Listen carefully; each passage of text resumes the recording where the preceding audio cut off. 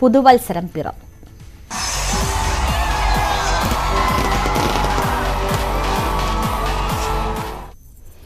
ഇരുപത്തിയൊന്നാം നൂറ്റാണ്ട് കാൽ നൂറ്റാണ്ടിലേക്ക് കടക്കുകയാണ് 2024 ജീവൻ ആദ്യം ഉത്ഭവിച്ചത് ജലത്തിലെന്ന പോലെ പുതുവർഷവും എല്ലാ കാലവും പിറക്കുന്നത് ദ്വീപുകളിലാണ്.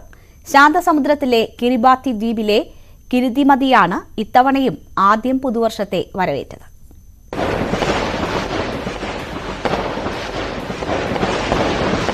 അന്താരാഷ്ട്ര ഡേറ്റ് ലൈൻ പസഫിക് സമുദ്രത്തിലൂടെ കടന്നു പോകുന്നതിനാലാണ് പുതുവർഷം ആദ്യം കിരിബാത്തിയിലെത്തുന്നത്. പിന്നാലെ സമീപ ദ്വീപായ ടോങ്ക, സമോവ ദ്വീപുകളും ഒന്നിനു പുറകെ ഒന്നായി പുതുവർഷത്തിലേക്ക് കടന്നു. ഇന്ത്യൻ സമയം ഡിസംബർ 31 വൈകിട്ട് 3:30 കിരിബാത്തിയും ടോങ്കയും സമോവയും 2024 കടന്നത്.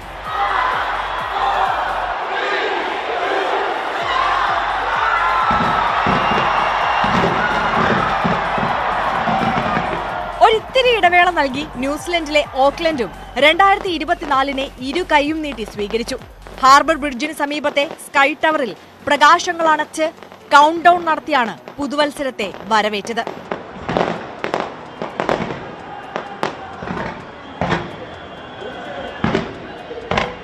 ഫിജിക്ക് പിന്നാലെ ഇന്ത്യൻ സമയം 6:30 ഓസ്ട്രേലിയയിലെ സിഡ്നിയും ആഘോഷപൂർവ്വം പുതുവർഷത്തെ സ്വീകരിച്ചു.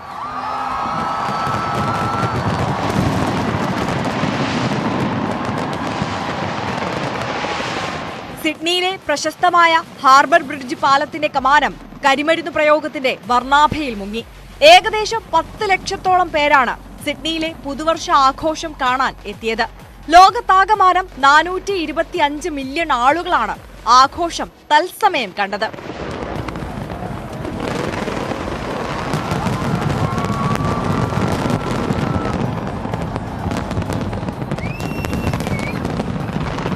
പിന്നാലെ ജപ്പാനും ദക്ഷിണ കൊറിയയും ഉത്തര കൊറിയയും പുതുവർഷത്തിലേക്ക് കടന്നു.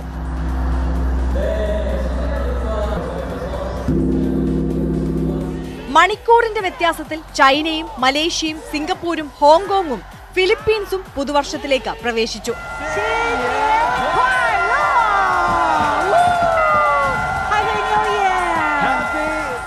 ഇന്ത്യൻ സമയം രാത്രി 10:30 തായ്ലൻഡ്, വിയറ്റ്നാം, കംബോഡിയ എന്നീ രാജ്യങ്ങളും തൊട്ടു പിന്നാലെ ഇന്ത്യയും ശ്രീലങ്കയും പുതുവർഷത്തെ സ്വാഗതം ചെയ്തു. ഇന്ത്യൻ ഉപഭൂഖണ്ഡത്തിന് പിന്നാലെ ഗൾഫ് മേഖലയിലാണ് പുതുവർഷം പിറന്നത്. UAE, ഒമാൻ, അസർബൈജാൻ എന്നീ രാജ്യങ്ങൾ ഒരുമിച്ചാണ് പുതുവർഷത്തിലേക്ക് കടന്നത്. എല്ലാ തവണത്തെയും പോലെ ബുർജ് ഖലീഫ തന്നെയായിരുന്നു ഗൾഫിലെ പുതുവർഷ പിറവി ആഘോഷത്തിന്റെ ശ്രദ്ധാകേന്ദ്രം.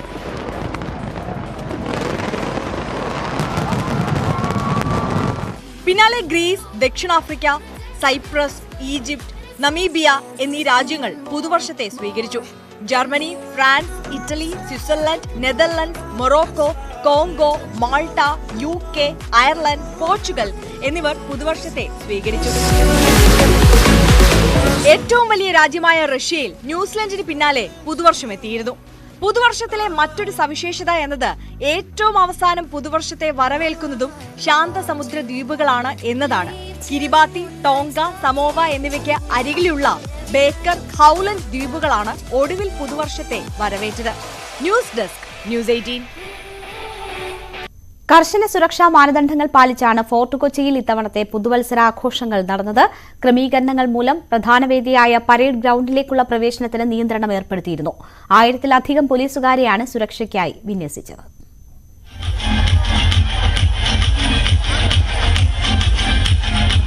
തിരക്ക് നിയന്ത്രിക്കാൻ കഴിയാത്തതുമൂലം കഴിഞ്ഞ വർഷമുണ്ടായ അനിഷ്ട സംഭവങ്ങളെ മുൻനിർത്തിയായിരുന്നു ഇക്കുറി ജില്ലാ ഭരണകൂടത്തിന്റെ ഇടപെടൽ. പരേഡ് ഗ്രൗണ്ടിലേക്കുള്ള വഴികൾ 4 മണിയോടെ പോലീസ് അടച്ചു. മൈതാനം വേലികെട്ടി 4 ഭാഗങ്ങളായി തിരിച്ച് പോലീസ് കാവലിലാക്കി. നിയന്ത്രണങ്ങളോടുള്ള പ്രതികരണം സമ്മിശ്രമായിരുന്നു.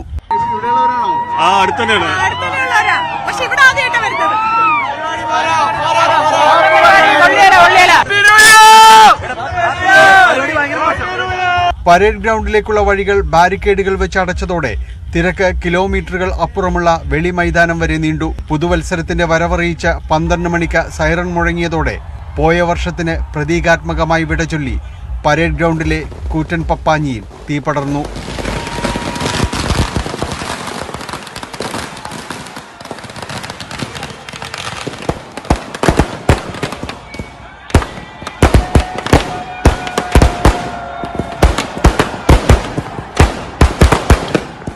കൊച്ചി നഗരത്തിൽ പുതുവത്സരാഘോഷങ്ങൾ നടന്ന ഇടങ്ങളിലെല്ലാം ശക്തമായ പോലീസ് സാന്നിധ്യവുമുണ്ടായിരുന്നു. ന്യൂസ് 18 കൊച്ചി. രാജ്യവും പുതുവർഷ പിറവി മനം മറന്ന് ആഘോഷിച്ചു. രാമക്ഷേത്ര പ്രതിഷ്ഠാ ചടങ്ങിന് ഒരുങ്ങുന്ന അയോധ്യയിലും ചടങ്ങുകൾ വർണ്ണാഭമായി. ചരിത്രത്തിൽ ആദ്യമായി ശ്രീനഗറിലെ ലാൽ ചൌക്കിലും പുതുവർഷം നിറപ്പകിട്ടോടെ ആഘോഷിച്ചു.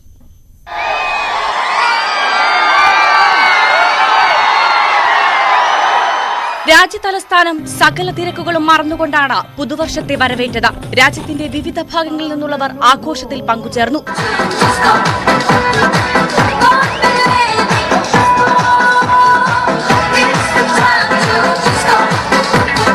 രാഷ്ട്രപതി ഭവനും പാർലമെന്റ് മന്ദിരവും വർണ്ണ വെളിച്ചത്തിൽ കുളിച്ചു. ത്രിവർണ്ണ ശോഭയിലായിരുന്നു Kartavya Path.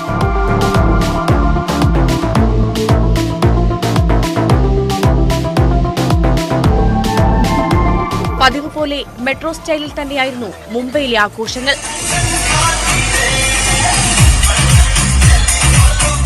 Marine ഡ്രൈവിലും gate way of ഇന്ത്യയിലും ആയിരക്കണക്കിന് പേരാണ് പുതുവർഷ പിറവി ആഘോഷമാക്കിയത്. കോവിഡ് വ്യാപന ഭീതിക്കിടയിൽ കടുത്ത നിയന്ത്രണങ്ങളോടുകൂടിയായിരുന്നു ബംഗളൂരുവിലെ ആഘോഷം.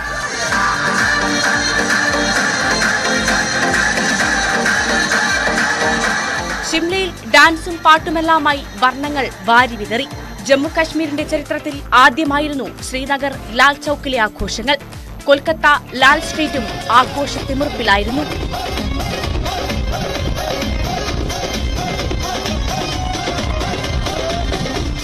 News desk news 18. മിക്ക രാജ്യങ്ങളും പുതുവർഷത്തിലേക്ക് കടന്നെങ്കിലും ബ്രസീൽ, അർജന്റീന, അമേരിക്ക അടക്കമുള്ള രാജ്യങ്ങളിൽ പുതുവർഷം ഇനിയും എത്തിയിട്ടില്ല. ന്യൂയോർക്ക്, വാഷിംഗ്ടൺ അടക്കമുള്ള നഗരങ്ങളിൽ ഇന്ത്യൻ സമയം രാവിലെ 10:30 മാത്രമേ പുതുവർഷം എത്തൂ. മെക്സിക്കോയിലും സാൻ ഫ്രാൻസിസ്കോ, ലോസ് ആഞ്ചലസ് എന്നിവിടങ്ങളിലും ഉച്ചയോടെ മാത്രമേ പുതുവർഷം എത്തൂ. പുതുവർഷം ആദ്യം എത്തിയ സമോവോയുടെ മറ്റൊരു ദ്വീപിലും ഇന്ത്യൻ സമയം വൈകിട്ട് 4:30 മാത്രമേ പുതുവർഷം എത്തുകയുള്ളൂ.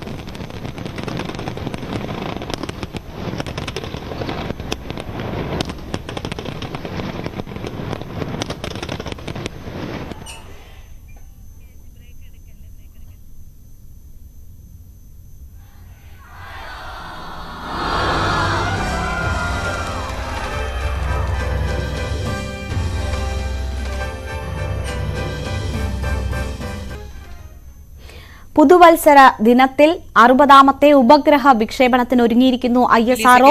എക്സ്പോസാറ്റ് ഉപഗ്രഹവുമായി PSLV C-58 അല്പസമയത്തിനകം കുതിച്ചുയരും. ശ്രീഹരിക്കോട്ടയിലെ സതീഷ് ധവാൻ സ്പേസ് സെന്ററിലെ 1ാം വിക്ഷേപണത്തറയിൽ നിന്നാണ് റോക്കറ്റ് ഉയരുക. ബഹിരാകാശ എക്സ്റേ സ്രോതസ്സുകൾ പഠിക്കുകയാണ് എക്സ്പോസാറ്റ് ഉപഗ്രഹത്തിന്റെ ലക്ഷ്യം. അല്പസമയത്തിനകം തന്നെ വിക്ഷേപണം നടക്കും. അവിടെ നിന്നുള്ള തത്സമയ All subs armed. The stage -50 seconds. ignites. All sequences After armed. PS1 continues to burn for 152 seconds. Operational time for PS3 is 124 seconds. VHPP open. PS4 will operate for 247 seconds. Then the injection parameters will be -30 achieved. seconds. Real-time programs activated. -25 seconds. VSPP opened. -20 seconds. -15 seconds. Promotion से 15 second की दूरी पर 10, 9, 8, 7, 6, 5, 4, 3, 2, 1, 0. Lift off normal. Bright morning of the New Year's Day New made tracking. brighter by a majestic Plus liftoff. 10 seconds. PSLV C-58 carrying India's X-ray polarimetric satellite towards its destination. Due to tracking. जी हां, इस वर्ष का प्रथम promotion Plus 20 seconds. Sriharikota के प्रथम promotion मंच से PSLV C-58 का हमने सफलतापूर्ण उत्थापन देखा और यह अपनी उद्दिष्ट Plus कक्षा 30 की ओर निरंतर बढ़ता हुआ प्रथम चरण का निष्पादन पूरी तरह सामान्य. Nominal thrusting by PS1 stage.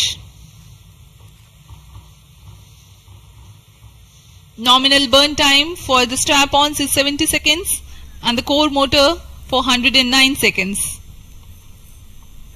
इस समय यान अपने अधिकतम गतिक दाब से गुजरता हुआ प्रथम चरण का PSLV-യുടെ 60ാമത് വിക്ഷേപണമാണ് तत्पश्चात इसे यान സതീഷ് ധവാൻ സ്പേസ് സെന്ററിൽ നിന്നും നടന്നിരിക്കുന്നത്. ആദ്യഘട്ടം വിജയകരം. Station currently tracking the flight. XPoSat ഉപഗ്രഹവുമായാണ് PSLV 58 കുതിച്ചുയർന്നിരിക്കുന്നത്. ശ്രീഹരിക്കോട്ടയിലെ സതീഷ് ധവാൻ സ്പേസ് സെന്ററിലെ ഒന്നാം വിക്ഷേപണ തറയിൽ നിന്നാണ് റോക്കറ്റ് ഉയർന്നിരിക്കുന്നത്. ബഹിരാകാശ എക്സ്റേ സ്രോതസ്സുകൾ പഠിക്കുകയാണ് എക്സ്പോസാറ്റ് ഉപഗ്രഹത്തിന്റെ ലക്ഷ്യം. KP അഭിലാഷ് വിവരങ്ങളുമായി നമുക്കൊപ്പം ചേരുകയാണ്. Abhilash, PSLV C-60 കുതിച്ചുയർന്നിരിക്കുന്നു. പുതുവത്സര ദിനത്തിൽ അഭിമാന നിമിഷമാണ് രാജ്യത്തെ സംബന്ധിച്ച്. എന്തൊക്കെയാണ് അവിടെ നിന്ന് നമുക്ക് ലഭ്യമാകുന്ന വിവരങ്ങൾ? ഇതിന്റെ ആദ്യഘട്ട വിജയം സംബന്ധിച്ചൊക്കെയുള്ള വിവരങ്ങൾ അറിയാൻ എത്ര സമയമെടുക്കും? രേണുക, C-58 ഇപ്പോൾ ഭ്രമണപഥത്തിലേക്ക് കുതിച്ചുകൊണ്ടിരിക്കുകയാണ്. അല്പസമയത്തിനകം തന്നെ ഈ മിഷൻ വിജയകരമായി പൂർത്തിയാകും എന്ന് തന്നെ വേണം നമുക്ക് അനുമാനിക്കാൻ. ഇപ്പോഴും ISROയുടെ ഇൻപുട്ടുകൾ പുറത്തു വന്നുകൊണ്ടിരിക്കുകയാണ്. ഘട്ടം ഘട്ടമായി നടന്നിട്ടുള്ള എല്ലാ പ്രവൃത്തികളും ഇപ്പോൾ ഏതാണ്ട് വിജയത്തിലേക്ക് തന്നെയാണ് എത്തുന്നത് എന്ന് വേണം നമുക്ക് അനുമാനിക്കാൻ.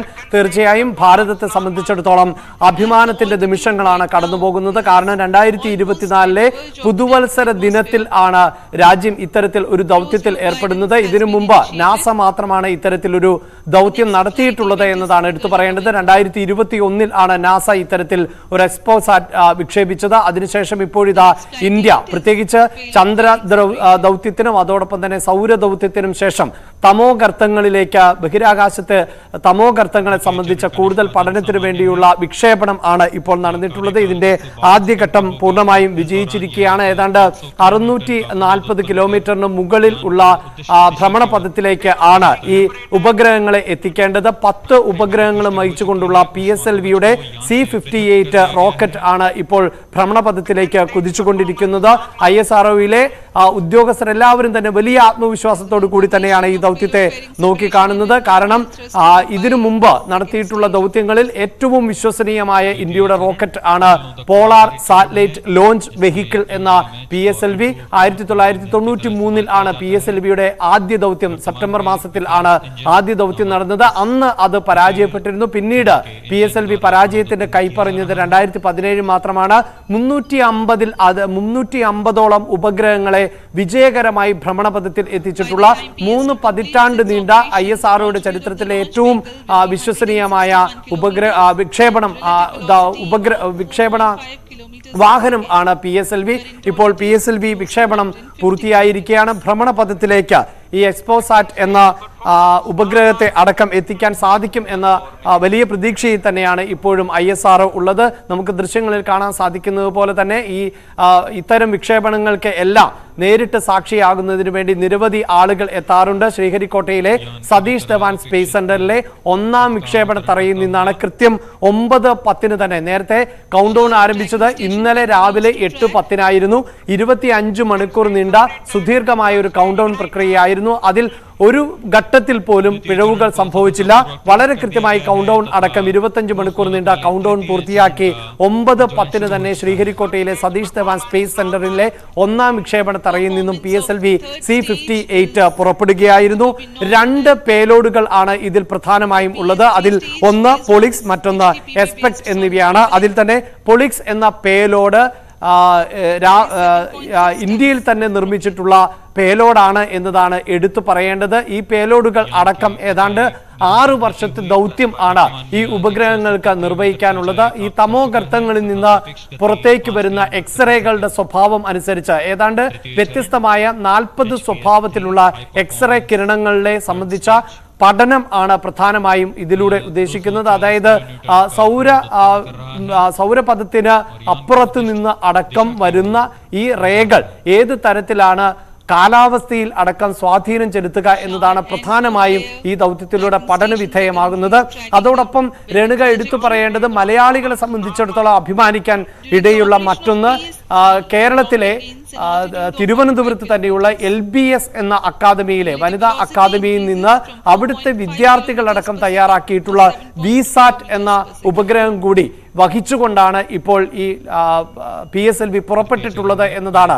ഏതാണ്ട് 6 മാസത്തെ ദൗത്യം ആണ് ഈ VSATന് ഉള്ളത്. ഇങ്ങനെ വിവിധ സ്വഭാവമുള്ള ചെറു ഉപഗ്രഹങ്ങളെ അടക്കം വഹിച്ചുകൊണ്ടുള്ള വിക്ഷേപണം ആണ് ഇപ്പോൾ നടക്കുന്നത്. വിക്ഷേപണം ആരംഭിച്ച ഏതാണ്ട് 6 മിനിറ്റ് പിന്നിടുമ്പോൾ ഇതുവരെയും ഏതെങ്കിലും തരത്തിലുള്ള സാങ്കേതിക പിഴവുകൾ ഒന്നും തന്നെ ഇല്ല. ISRO ചെയർമാൻ അടക്കമുള്ളവരെ നമുക്ക് ദൃശ്യങ്ങളിൽ കാണാൻ സാധിക്കുന്നു. ഒരുപക്ഷെ ഈ വിക്ഷേപണത്തിന്റെ വിജയത്തിന് ശേഷം അദ്ദേഹം തീർച്ചയായും അഭിസംബോധന ചെയ്യും എന്നാണ് നമുക്ക് മനസ്സിലാക്കാൻ സാധിക്കുന്നത്. ഇപ്പോൾ ഏതാണ്ട് 380 കിലോമീറ്റർ ഉയരത്തിലേക്ക് എന്ന നിലയിലേക്കാണ് എത്തിയിട്ടുള്ളത്. നമുക്ക് ഈ ദൃശ്യങ്ങളിൽ തന്നെ കാണാൻ സാധിക്കുന്നുണ്ട്. 500 കിലോമീറ്ററിന് മുകളിലേക്ക് ഈ വിക്ഷേപണം പോകേണ്ടതുണ്ട്. PSLV ഈ യാത്ര തുടരേണ്ടതുണ്ട്. അതിലിപ്പോൾ 400 കിലോമീറ്ററിലേക്ക് അടുക്കുകയാണ്. ഇനിയുള്ള 100 കിലോമീറ്ററുകൾ അതിവേഗം തന്നെ. റൈറ്റ്, എന്തായാലും കുട്ടികൾ ഉൾപ്പെടെ ഉള്ളവരുടെ പ്രതികരണങ്ങൾ നമുക്ക് ലഭിക്കുന്നുണ്ട്. ஃபர்ஸ்ட் டைம் பாக்குறேன் இத. மொட்டை மாடி எல்லாம் பாக்குறதுக்கு அப்படியே ரஃப்பா இருக்கும். இங்க நல்லா இருந்தது. ஸ்கூல்ல இருந்து கூட்டிட்டு நல்லா இருந்தது. என்னது? யா ரொம்ப நல்லா இருந்தது.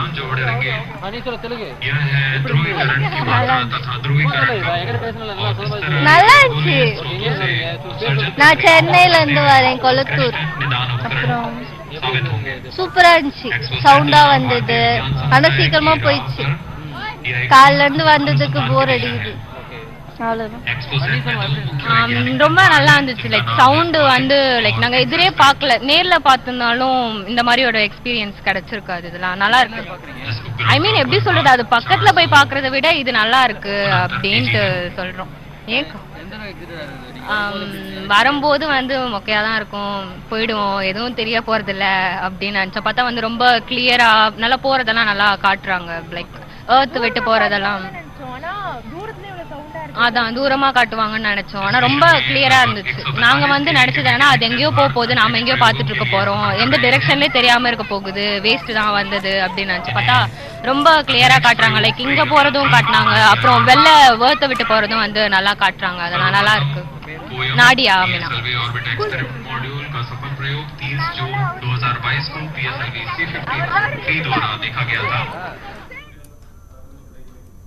കുട്ടികളുടെ ഉൾപ്പെടെയുള്ള പ്രതികരണമാണ് കണ്ടത്. പുതുവത്സര ദിനത്തിൽ ISROയ്ക്ക് അഭിമാനിക്കാവുന്ന രാജ്യത്തിന് അഭിമാനിക്കാവുന്ന നിമിഷമാണ്. PSLV C58 അതിന്റെ കുതിപ്പ് തുടരുകയാണ്.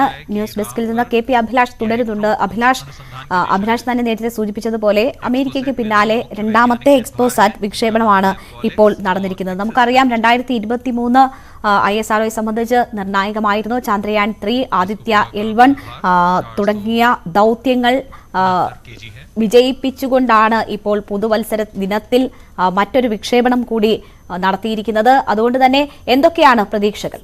തീർച്ചയായും നമുക്ക് ഈ ദൃശ്യങ്ങളിൽ നിന്ന് തന്നെ ISRO ചെയർമാൻ അതോടൊപ്പം തന്നെ ഈ ദൗത്യത്തിന് നേതൃത്വം നൽകുന്ന ശാസ്ത്രജ്ഞരുടെ ശരീരഭാഷയിൽ നിന്ന് തന്നെ ആ ആത്മവിശ്വാസം നമുക്ക് വായിച്ചെടുക്കാൻ പറ്റുന്നു. അതോടൊപ്പം തന്നെ രേണുക സൂചിപ്പിച്ചതുപോലെ 2023 എന്നത് ബഹിരാകാശ ഗവേഷണ രംഗത്ത് ഇന്ത്യയെ ഒരുപക്ഷെ ശാസ്ത്രലോകത്തിന്റെ നെറുകയിലെത്തിച്ച വർഷം തന്നെയായിരുന്നു. പ്രത്യേകിച്ച് ചന്ദ്രന്റെ ദക്ഷിണ ധ്രുവത്തിൽ ആദ്യമായി സോഫ്റ്റ് ലാൻഡിംഗ് നടത്തുന്ന രാജ്യം എന്ന് തന്നെ ഇന്ത്യക്ക് അഭിമാനകരമായി പറയാൻ സാധിക്കുന്നു. ഒപ്പം ആദിത്യ L1 പോലെ സൂര്യനെ സംബന്ധിച്ച പഠനങ്ങൾക്ക് വേണ്ടിയുള്ള ഉപഗ്രഹങ്ങൾ അടക്കം വിക്ഷേപിക്കാൻ സാധിക്കുന്നു. ഇതിലെടുത്തു പറയേണ്ടത് രേണുക, ഇതൊരു തുടർ പ്രക്രിയയായി മാറുന്നു എന്നുള്ളതാണ്.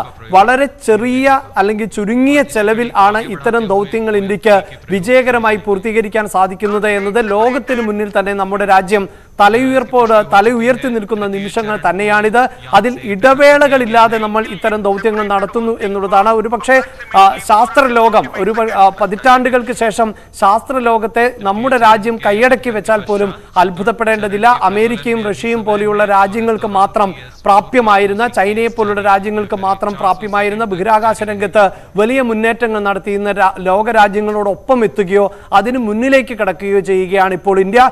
എന്തായാലും ഏതാനും മിനിറ്റുകൾക്കകം തന്നെ ഈ ദൗത്യം വിജയത്തിലേക്ക് എത്തിയോ, വളരെ കൃത്യമായി ഭ്രമണപഥത്തിലേക്ക് ഈ ഉപഗ്രഹങ്ങളെ എത്തിക്കാൻ സാധിച്ചോ എന്നതടക്കമുള്ള കാര്യങ്ങൾ നമുക്ക് അറിയാൻ സാധിക്കും. ISROയിലെ ഈ സംഘാംഗങ്ങൾ എല്ലാവരും വലിയ ആത്മവിശ്വാസത്തോടു കൂടി തന്നെയാണ് ഈ ദൗത്യം ഇപ്പോൾ നിരീക്ഷിച്ചുകൊണ്ടിരിക്കുന്നത്. നമുക്ക് വളരെ കൃത്യമായി ISROയിൽ നിന്നുള്ള കമന്റുകൾ കേൾക്കാൻ പറ്റുന്നുണ്ട്. ഓരോ ഘട്ടവും നോർമൽ എന്ന തരത്തിൽ തന്നെ, എല്ലാ ഘട്ടങ്ങളും നോർമലായി തന്നെ പ്രതീക്ഷിച്ചതുപോലെ നേരത്തെ കമ്പ്യൂട്ടറിൽ ചാർട്ട് ചെയ്തതുപോലെ തന്നെയാണ് ഇപ്പോൾ ഈ വിക്ഷേപണം പുരോഗമിച്ചുകൊണ്ടിരിക്കുന്നത്. കൃത്യമായ സമയത്ത് ഭ്രമണപഥത്തിലേക്ക് ഈ ഉപഗ്രഹത്തെ എത്തിച്ചുകൊണ്ട് മറ്റൊരു അഭിമാന നേട്ടത്തിന് അരികെ ഇപ്പോൾ രാജ്യം എത്തി തീർച്ചയായും അഭിമാന നേട്ടത്തിനരികെയാണ് ISRO. ഒപ്പം രാജ്യം ആ പുതിയ വിക്ഷേപണം, അതിന്റെ വിജയവാർത്ത അല്പസമയത്തിനകം തന്നെ ഔദ്യോഗികമായി നമുക്ക് ലഭിക്കും. KP അഭിലാഷാണ് വാർത്തയുടെ വിശദാംശങ്ങൾ നൽകിയത്. ബുള്ളറ്റിൻ പൂർണ്ണമാവുകയാണ്. നമസ്കാരം.